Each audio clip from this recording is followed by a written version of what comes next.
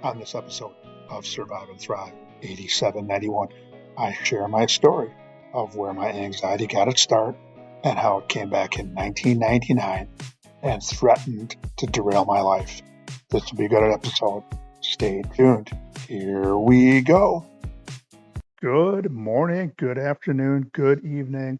What is up? Welcome to another episode of Survive and Thrive 8791. I'm your host, Coach Decorah. We are in the Buck and Honey's remote studios on the east side of Madison, Wisconsin, our great capital city. You can follow the podcast on Spotify, Apple Music, iHeartRadio, and YouTube at Survive and Thrive 8791. You can follow me on Instagram and Twitter at tdecora8791, as well as hitting me up on Facebook at Tim Decorah. Glad you could join us wherever you happen to be today catching the episode. Today, we're going to do a little revisit of my story. I want to tell my story. I've had some people reach out and want to find out a little more about how things came to be for me. As I told you in my beginning episode, it started back on middle of December 2021 when I was suffering from some severe anxiety. I hadn't been to school in probably pretty close to a week and a half to 2 weeks uh, at my job. I was a Phi Ed teacher for 32 years and was really struggling with some anxiety and didn't really know what to do. Fortunately, I had a couple of coworkers that decided to pay a visit to my house more out of concern and care for my own well-being. And I'm glad they happened to do that on that particular day, because if they didn't, I don't know where I would be right now. But fortunately, my higher power, my higher power intervened, made me pick up my cell phone on that particular day, and I called one of my coworkers and said, I need help. And from that point on, it was a 30-day intense therapy to get me right, mentally, physically, emotionally, spiritually. And I started on my journey of recovery. And I'm glad I I'm glad I went through that. I'm glad I got some coping skills to deal with something that I have had all my life, which has been anxiety. And for me, that anxiety turned into a diagnosis of generalized anxiety disorder. Once I finally got some kind of diagnosis, I felt almost relieved that now I knew what was causing this. The next thing I had to do was to work on that. So I started answering some questions about when this first started, how my anxiety would start out, and essentially where I was triggered. And I started going back to the most recent time of feeling overwhelmed, feeling fear, feeling dread, worry, and I started to pinpoint where that happened, and and it led me all the way back to about 1999 is when I had my first panic attack. For me, panic is when my anxiety went from being somewhat manageable to being completely out of control. And what ended up happening in, I believe it was the summer of 1999, my wife had taken a new job and she was she was out, she was gone quite a bit with different work functions, and so I was ended up being at home with our um, kids at the time, who 99 We had a kid. My oldest daughter was 8. My middle child, my son, was 5, and my youngest was just a little over a year old. So feeling overwhelmed from taking care of kids, kind of living the life at times of a single parent, and that worry of just, when my wife was going to be home, where she was. Um, that's when it first started. And that panic one day turned into a visit to the emergency room. I had driven my kids and myself. Uh, we went back to our hometown and ran into some traffic and was getting very anxious driving up there. And for me, I thought it was, I didn't get enough sleep the night before. It was a late night. Um, Again, I was going through a little panic, a little worry. Got up the next morning like I normally would, had some coffee, got the kids ready. We're going to go back, enjoy a day at the water park. And I was just tired, mentally exhausted, but I knew that this was something that we were going to do. So drove up to my hometown. On the way there, I started feeling lightheaded. I started feeling like I was going to faint. I had been caught in a bit of traffic. We were on the interstate going anywhere between 10 and 20 miles per hour. And all I could think about was, how in the heck am I going to make it to the next exit? And the next exit, I remember it being about 7 or 8 miles ahead, and we were moving about, again, at times 10 miles an hour, 20 miles an hour, bumper to bumper traffic. And I'm thinking to myself, I feel like I'm nervous. I feel this is something I haven't felt before, and I'm starting to panic. I was stuck in the left lane of traffic that particular day, and I'm thinking to myself, okay, I just have to get over to the right, in the right lane. And if at all possible, if I can get over to the right lane, I can pull off the road and just sit there and rest. But at the same time, my mind was telling me, my brain was telling me, get moving and just get off the interstate, do anything that you can do. Because if you don't, what started entering my mind is, I'm going to faint. I'm going to lose consciousness. I'm going to pass out. I'm going to step on the gas accelerator. I'm going to veer um, into the median.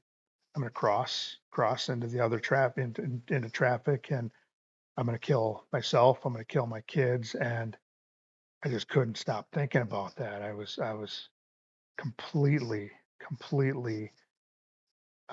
losing it. And I don't know, somehow I just was breathing. I was trying to I was talking to myself, you can make it, you can do this. And eventually got off the interstate. My hometown, my mother-in-law's house from that particular point was still probably about 15-minute ride through town. I ended up taking some back roads and ran into very little traffic. Went through some back streets and ended up getting to my mother-in-law's house. And uh, I think when we walked in, she sensed that there was something wrong. She looked at me and said, "Are you okay?" And I said, "Yeah, I just first of all, I was just completely, completely glad that I had made it, and just said to her, I think I just need to lay down for a second and just to close my eyes." And while this was happening, had my eyes closed. I was checking my pulse, and all I could hear was boom, boom, boom. My pulse ringing in my ears. I could feel my chest pounding, and I was breathing fast. And all of a sudden, I just couldn't catch my breath. And finally, I sat up, hoping that would make it feel better, and it did not. And I ended up saying to my mother-in-law, who's a nurse, by the way, I said to her, I said, her name's Mary Alice. I said, "MA, I think you need to take me to the hospital. I think I'm having a heart attack." And I'm thinking to myself, okay, I'm I'm 30 years old in the prime of my life, stay active with my kids. I'm a bi-ed teacher. I'm moving around all the time during the school year, and it's the middle of the summer, and I'm outside playing with the kids all the time and just being active. And I'm thinking to myself, there's absolutely no way this is happening, but it is, and I'm having a heart attack, and I'm gonna die. And she said, okay. Um, I think my daughter ended up staying at my mother-in-law's house with the two younger kids. And my mother-in-law drove me back to the other side of town to the emergency room. And I was pretty relieved to be there, but at the same time, I'm scared. I'm scared that I'm I'm having this heart attack and I'm gonna die. This is it. This is the day that it's gonna happen. So doctor comes in, runs me through some tests, puts the stethoscope on my chest, and has me do some breathing, and goes out and then comes back in and then just starts talking to me pretty calmly and says, do you know what a panic attack is? And I said, my response to that was, uh, no, I don't. And he said to me, there's everything checks out. Your blood pressure is a little bit elevated, but not concerning. Your pulse was up there, but you seem to be calming down. I think you were having a panic attack. And he started going through my morning and what had happened, and he diagnosed me with a panic attack. He gave me some medicine and said that gave me a prescription for some pills and said that I think that take these and this will help you out. And I just felt relieved, A, that I wasn't dying. Uh, B, I wasn't going to have a heart attack, and C, I could go back to my kids. I was very concerned about them and what they had witnessed that particular morning. So we got in the car and drove back, and I was still very lightheaded, but I felt a lot better. My pulse wasn't racing as much, and I just started feeling exhausted and tired. Um, my body and my mind had been through the ringer for probably a good 3 hours that particular morning on the drive up, and then the subsequent drive to the emergency room. So I hung out at my mother-in-law's house with my kids, and I delivered the bad news that we weren't going to be able to go to the water park that particular day, but we were going to be actually driving home. And I felt uh, good enough. I felt relaxed enough that ended up getting the kids in the car, and we drove the 45 to 50 minutes back home, and felt much better.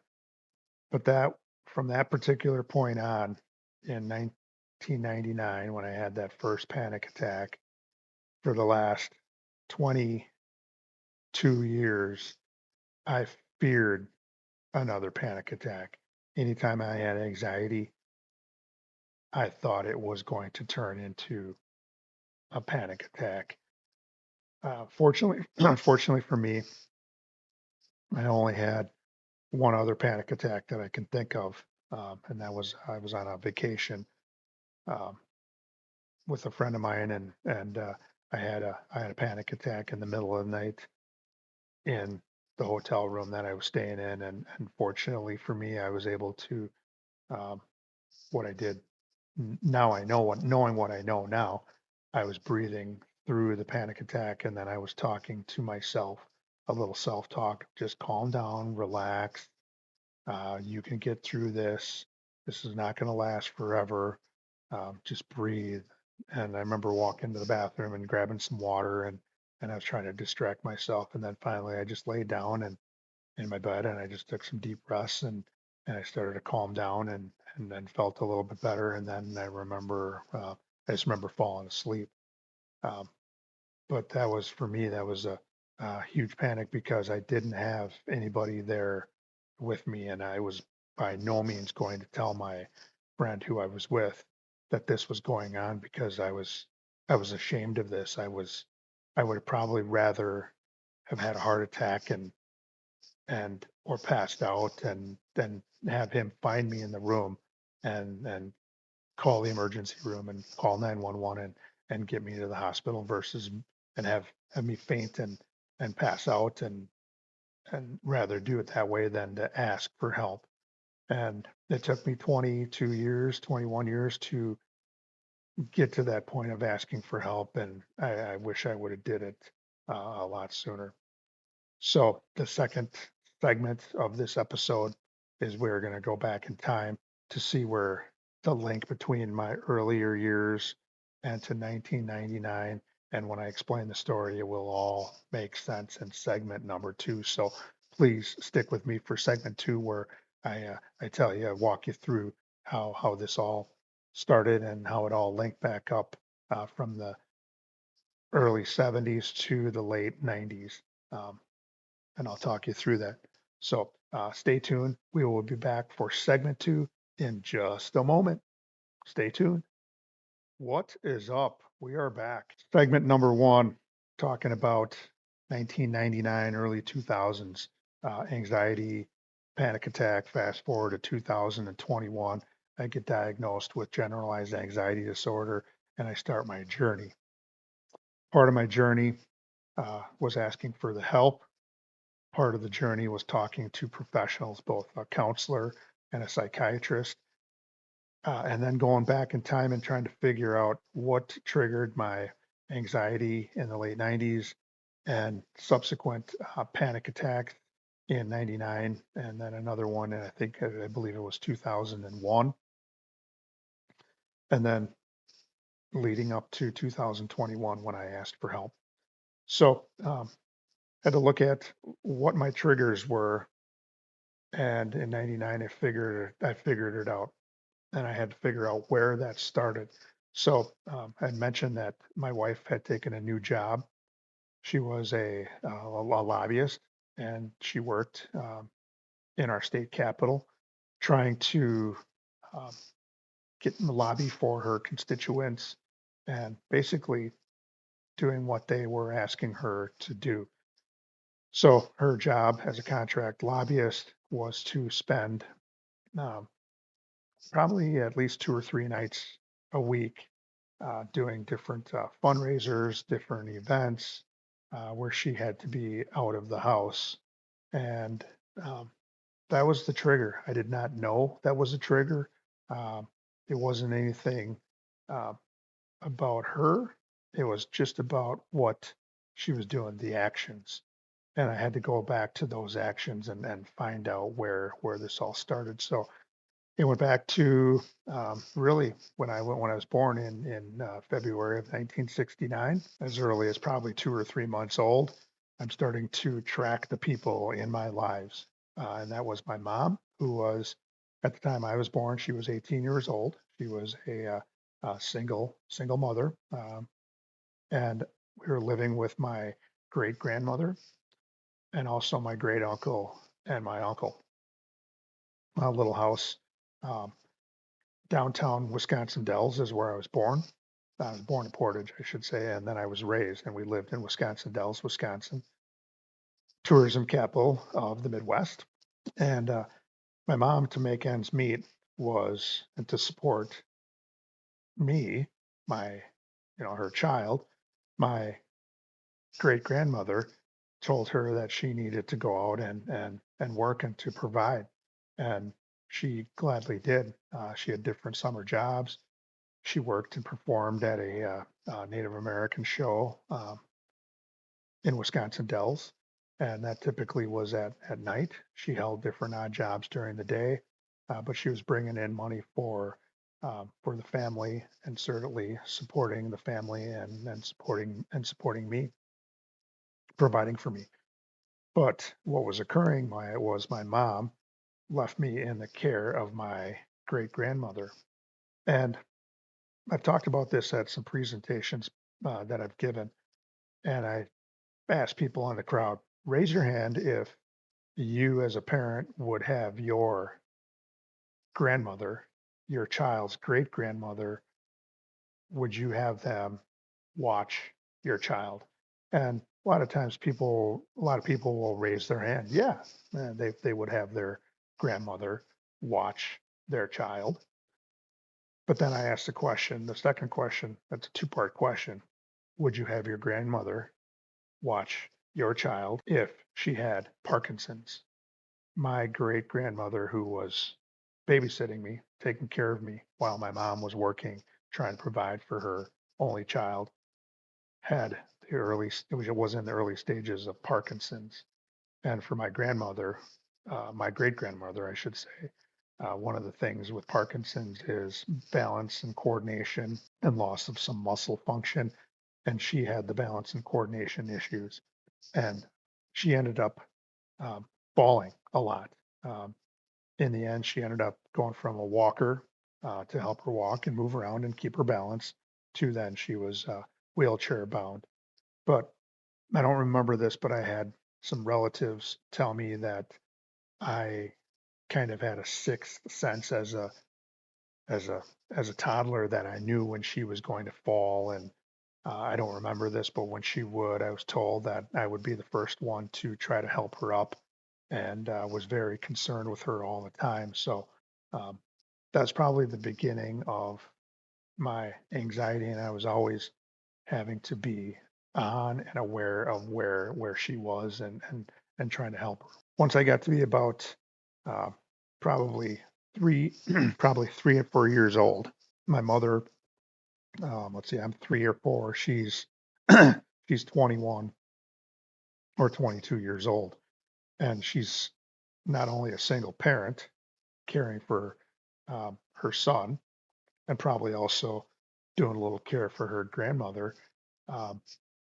is also working, and then also doing what 21 and 22-year-olds do, and that um, go out, hang out with friends, um, go to bars. The drinking age back then was 18. Go to movies, go to the beach, just living the life of a 21 or 22-year-old. And there were nights where she would be getting ready. I remember her getting ready um, in the bathroom, putting her makeup on, um, curling her hair, brushing her hair, getting dressed, picking out clothes. And I would be just by her, um, knowing that she was leaving. I would be asking her questions about where she's going, when is she going to be back? Does she really need to go? Can't you stay home?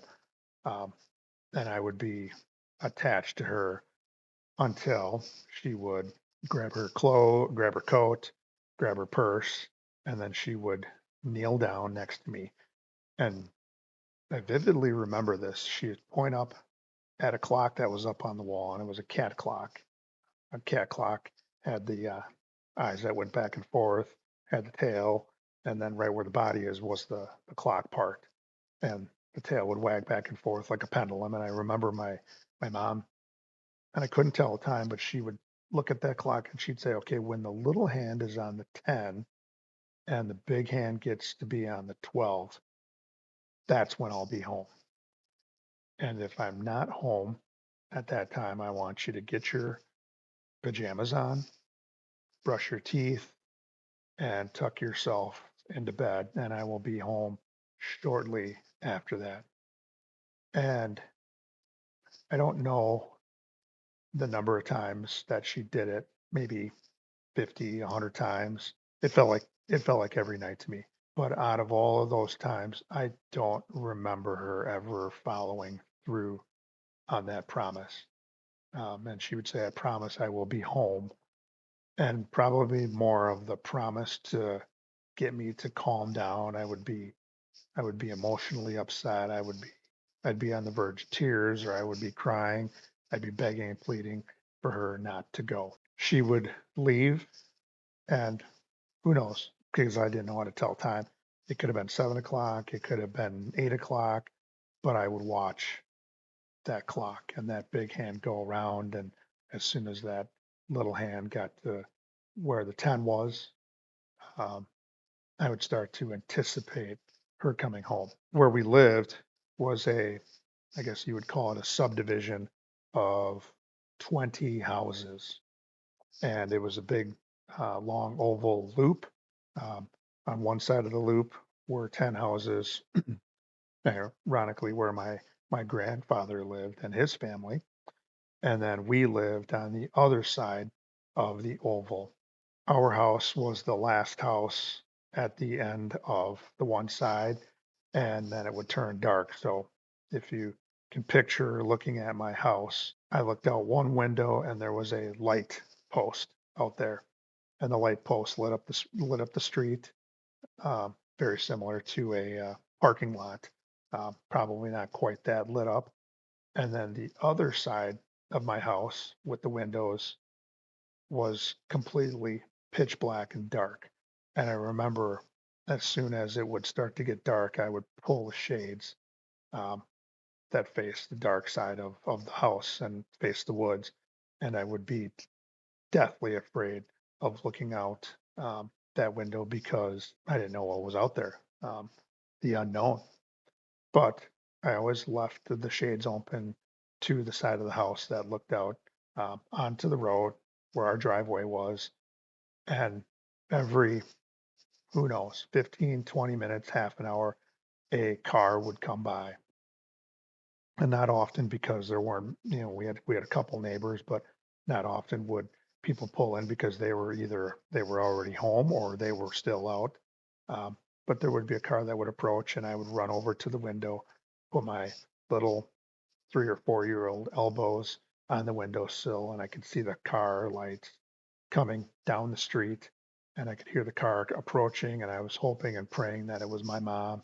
And inevitably, every time the car would drive by, because it was not my mom's car, um, I would go back up, tuck myself in, and I don't know how many times a night I would walk down, look out the window, or if I was in bed and I could hear a car, I would race downstairs, and look out that window and wonder if it was her coming, or listening for a car to pull into the driveway and for a door to open and a door to shut. I was hoping that it would be her, and it wasn't. It never was. I would always end up falling asleep, and it would be the next morning, and and she would be in bed, and oftentimes, the nights I would hear her come in, um, I would always pretend that I was asleep, thinking that I wasn't going to give her the satisfaction of running up to her and saying thank you, thank you, you're home.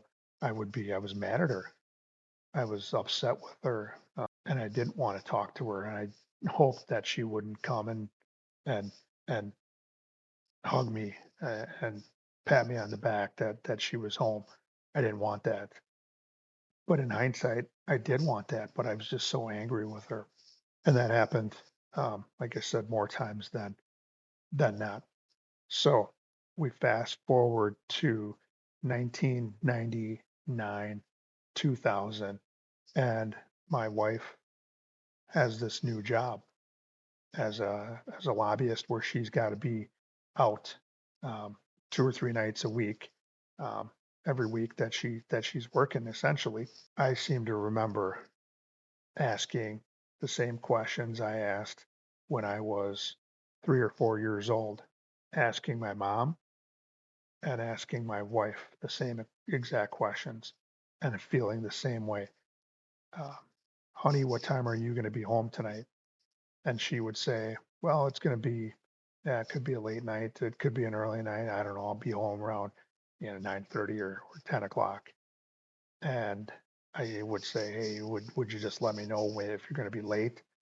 If you're going to be early, just let me know if you're going to be what time when you're on your way home. And she would leave, and I would be taking care of my kids, um, feed them, get them ready for bed. My youngest was had to be fed with a bottle, changing diapers and getting them to bed, and that was enough to distract. And once I put them, down for the night, then I would start looking at the clock and wondering where my wife was. Why isn't she home? Where is she? Did something happen to her? Or basically the unknown I didn't know. And that was really before cell phones, um, right around that early beginning of the cell phone. And it wasn't readily available. I couldn't text her. I couldn't call her and leave a voicemail. Nor did I really want to do that either. I didn't feel like I needed to or wanted to, or I would talk myself out of it. Don't do it. Don't do it.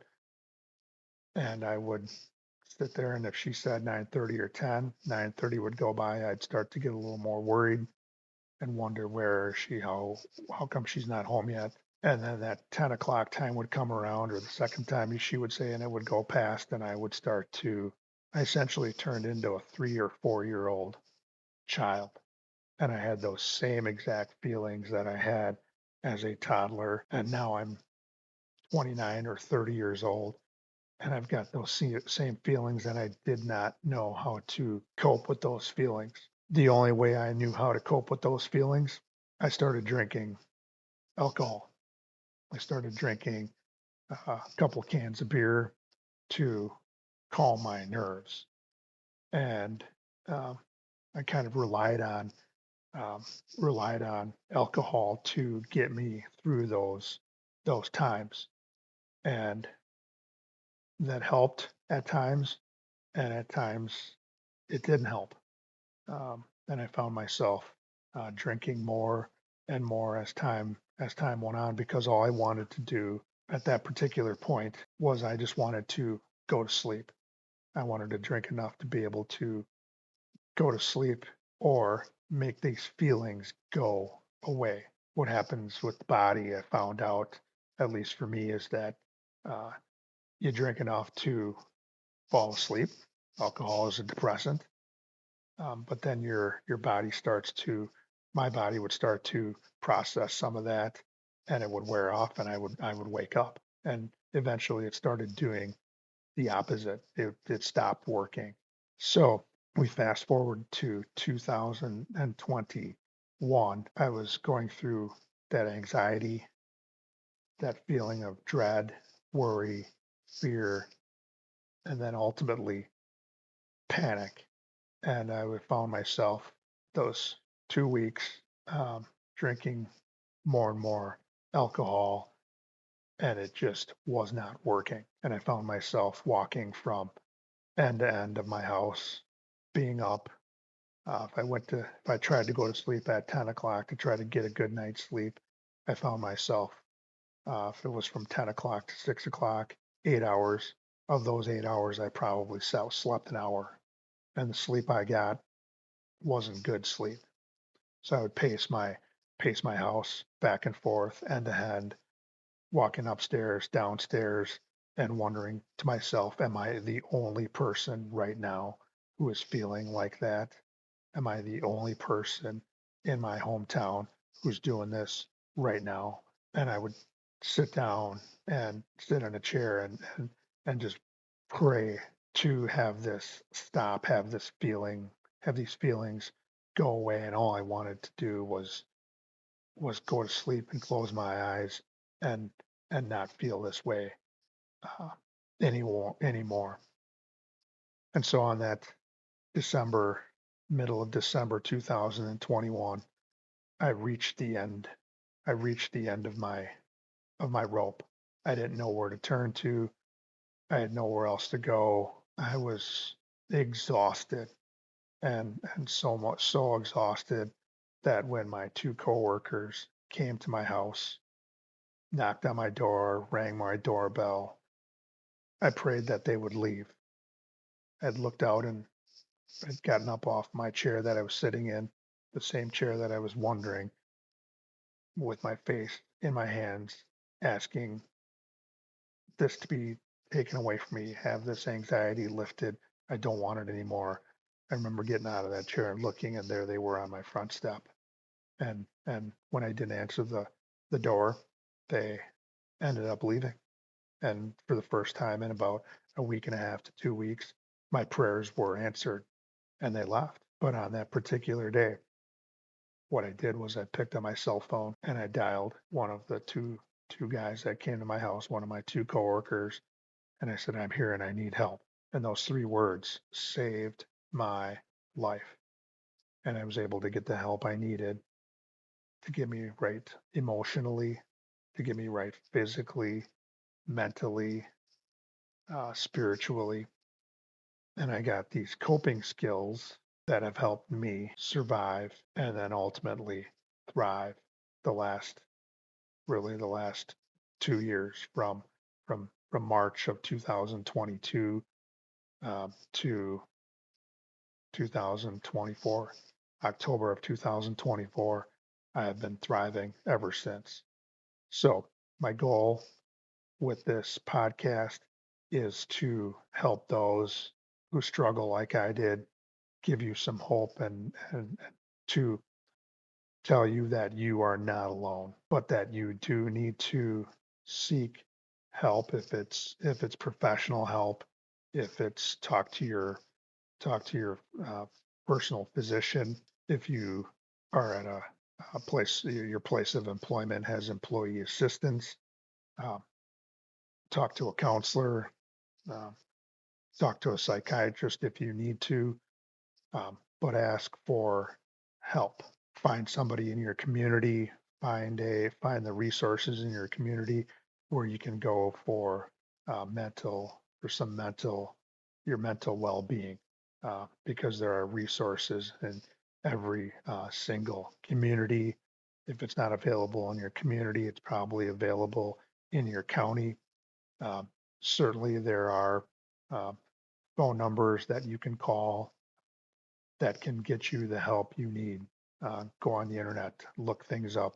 Um, there's help, there's resources.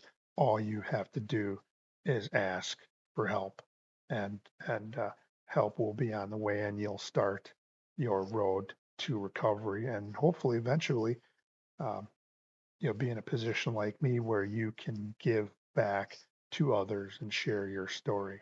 So that's my call to action today.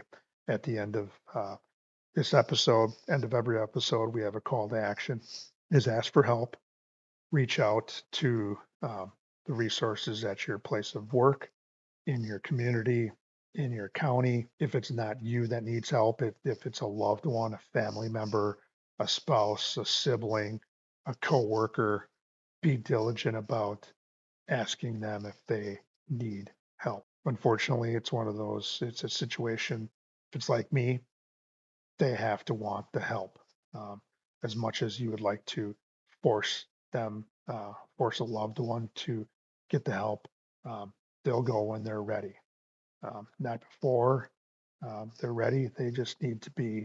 Uh, they need to be ready, and they need to be willing to get the help. So um, this will end episode 10. Um, I'm glad you were able to join me. Hopefully, you pick something out of today's episode that will help you or a loved one survive and thrive. So, join me next week, Monday, where we hopefully will have a guest in to talk about how they've survived and thrived and share some coping skills and strategies that maybe you can put to use in your own situation, or you can share those coping skills with another person that you might be concerned with. So that'll bring a close to our episode today. So keep surviving and thriving in everything that you do. Have a great one.